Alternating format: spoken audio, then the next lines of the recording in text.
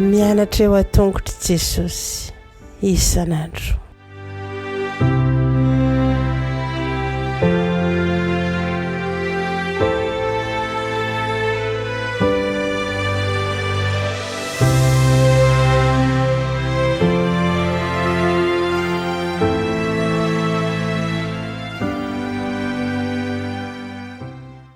Fahameraba-tsika tsirairay avy indray satria eto amin'ny fandraisana ny lesona ho an'ny lehibe isika amin'ity anio ity soan'Andriamanitra satria mbola afaka mandray ny fahamarinana avy aminy indray. Lohan'ny dirantsika ny amin'izany anefa dia hivavaka isika. Ry Tompo-mpanjakanay eo misaotra anao manokana izay ankehitriny fa mbola afaka mandray ny fahasoavanao, afaka mandray ny famindram-ponao, afaka mandray ny fahamarinana avy aminao. Aoka ny anjakan'izany tokoa ny fiainanay ka tsy fahazarana fotsiny ihany fa ampitombo ny finoanay aminao, ahatonga anay ajoro mandrakariva amin'ny fanarahana anao. Fa mitenena ray fa vonin-kaina anao zahay. Anaran'i Jesosy, amen. Mitendresonantsika androany dia manao hoe ny sabata sy ny lalàna. Ngamba tsy voandroany ianao na henao n'izany teny izany. Ny zavaboary rehetra dia miresaka momba ny fitiavan'Andriamanitra antsika eo mason'Andriamanitra. Miresaka ihany koa mahakasika ny valeur antsika eo mason'Andriamanitra. Tsy irery isika eto amin'ity izao tontolo izao ity.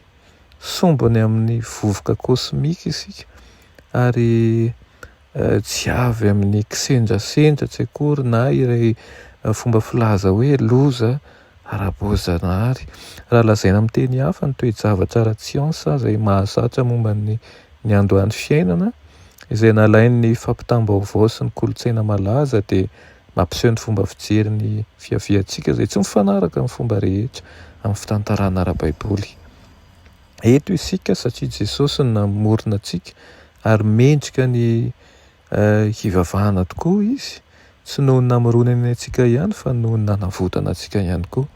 Ny famaronana sy ny fanavotana ireo ny fototry ny fivavahana marina rehetra. Noho izany dia zava-dehibe ny sabata mba hatakarana ny drafitry ny famonjena. Ny sabata dia miresaka momba ny fiahian'ny mpahary sy ny fitiavan'ny mpanavotra. Tamin'ny fiafaran'ny herinandro ny famoronana dia nitsahatra tao amin'ny atsara-tarehiny fialehibiazan'izao tontolo izao Andriamanitra. Nitsahatra ohatra ho antsika koa izy.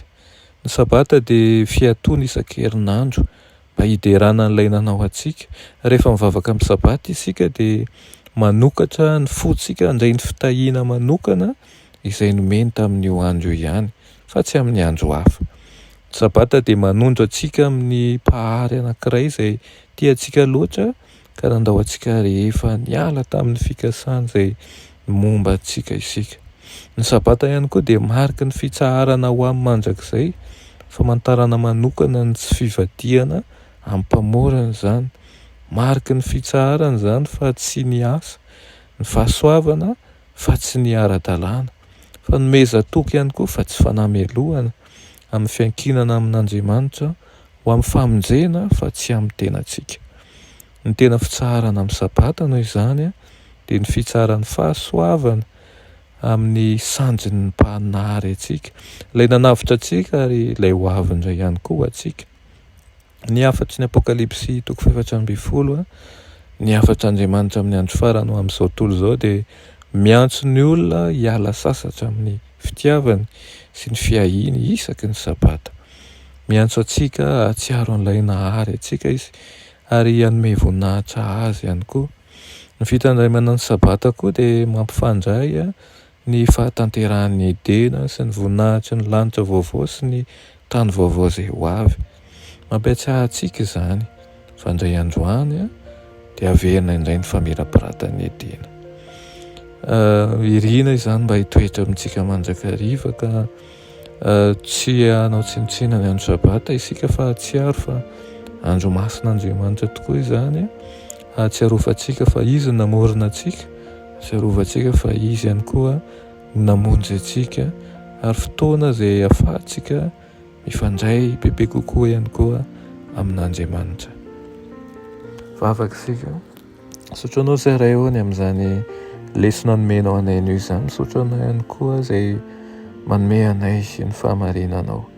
Ampio izahay amin'ny alalan'ny fanainao masina mba hankatoa ny sabatanao amin'ny fahafenony ka ahafahanay ahatsiaro izay fa manana tombontsoa lehibe miaraka aminao rehefa manokana fotoana iarahanay sy ahatsiarovanay fa ianao tokoa no nampisy anay ary ny fitiavanao no nahazahoanay fandresena teo Kalvary.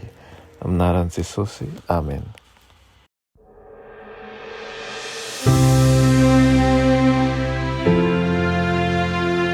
Mianatra eo an-tongotry Jesosy isan'andro.